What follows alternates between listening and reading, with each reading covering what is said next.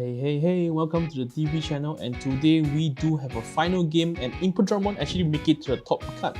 So the blue player will actually start first this game, evolving to the Imperialdramon after evolving to the Vmon there, and the red player will start off his turn by evolving to the Shoutmon here.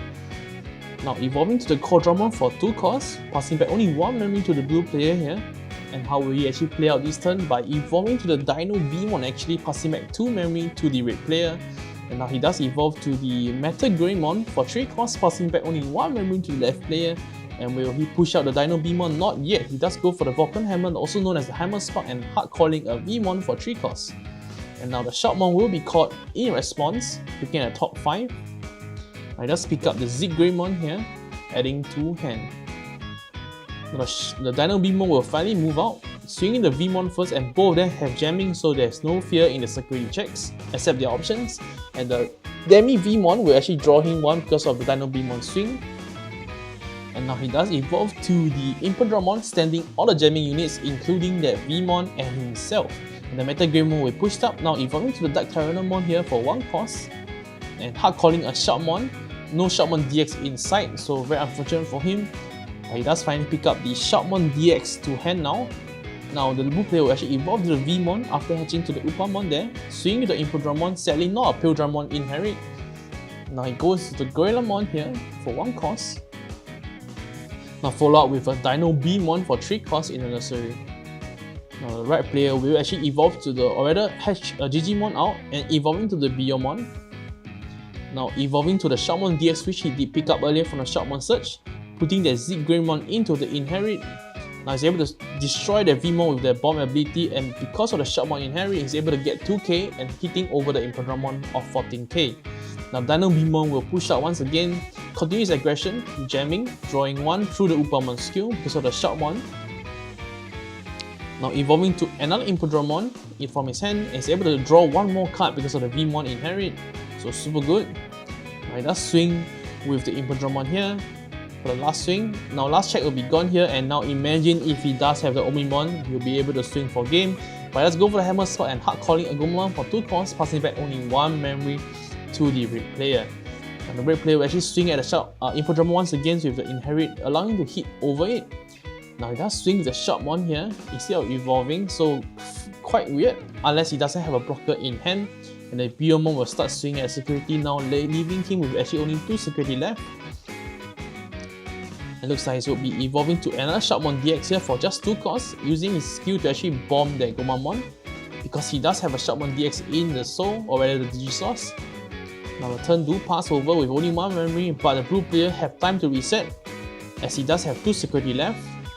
Now evolving to the Vmon here and hard calling Agumon, setting up 2 bodies already against the red player. And the red player does need to have a miracle comeback, I would say. Now, but he does evolve to the Omimon here, but it's not enough to deal with the Vmon in the nursery and this is game. Now we do move on to game 2, and the game 2 will start with the red player going first, evolving to the Biomon and hard calling a Biomon instead of evolving to a level 4, so most likely a break here, so very unfortunate for him. The left player will actually evolve to the Vmon here for 3 costs. Now evolving to the Grizzlymon for 2 costs. And going for the Hammer Spark play once again. Very aggressive use, and actually evolving to the Imperialdramon to actually pass back just 1 memory to the red player. Now the red player will actually move out the Biomon here and swing with the Biomon, hitting to a Davis, so not what he expected. Looking at top 3, and we do see a Dino Vmon here. The red player does go for the Marcus Damon to actually pass the turn, and the left player does pick up the Vmon and the Dino Vmon to hand through the Davis skill. And the Davis do help him out a lot as he set up a potential Imperialdramon play. And the draw will happen because of the Demi Vmon skill and hard cost another Vmon as well as another Vmon, setting up 3 bodies on the field already, and the red player will have to respond. The Biomon will first crash into the security first and hard cost a Imperialdramon. Now very unfortunate for him as he doesn't have any level force inside at all, and a potential Imperialdramon here will end the game. He does swing with the Imperialdramon first to draw 1 to dig further into the deck, but looks like he doesn't have any Imperialdramon inside, so he's going to start throwing bodies with the Vmons here. They all do die unfortunately, but the damage has been done as he evolved to a Grizzlymon in the nursery first. And we do see finally he does draw the Imperialdramon, but it's a bit too late as he go for the Hammer Spark and hardcore the Agumon and evolving to the Imperialdramon in the nursery, setting up a potential Imperialdramon in the next turn, which the red player cannot actually avoid, or rather ignore. The Biyomon will gain 1k from the Digimon, so he doesn't die to the Vmon here. He evolves to the Shoutmon DX here, but there doesn't seem to have any miracle play here, and this is game. Okay, so let's talk about this. Imperialdramon leads are actually top in the BO3 meta. So starting off the level 6, he does play 4 Imperialdramon, pretty standard, just 4 of them, so he does know what he wants to go into, and his game plan is quite straightforward. But I would actually recommend him to actually try playing the Omimon Blitz, which in the game just now, he's able to actually end the game if he does have that extra swing.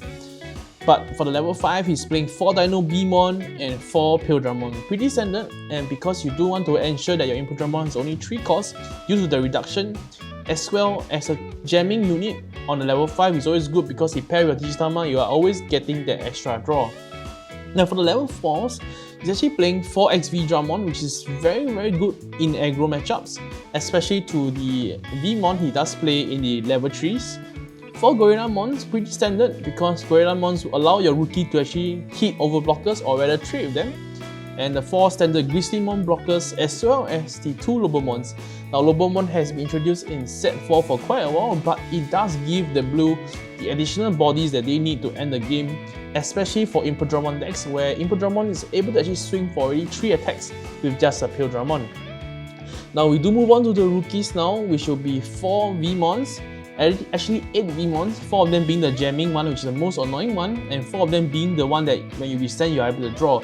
Now do take note, the resend you are actually able to actually activate with Imperialdramon resending, so you are able to draw 1 and doesn't activate during the send phase or rather the active phase. But this also strengthens why I want to play Omimon in this deck, because Omimon does allow you to actually resend as well, so you're able to proc that draw more consistently.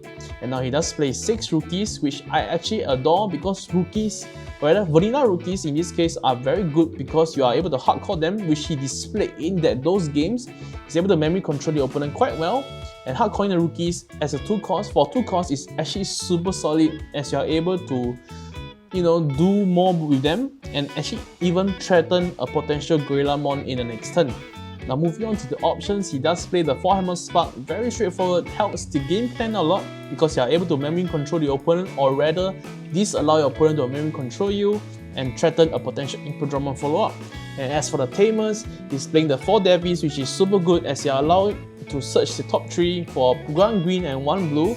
In this case, a Dino Bmon can be added into your hand.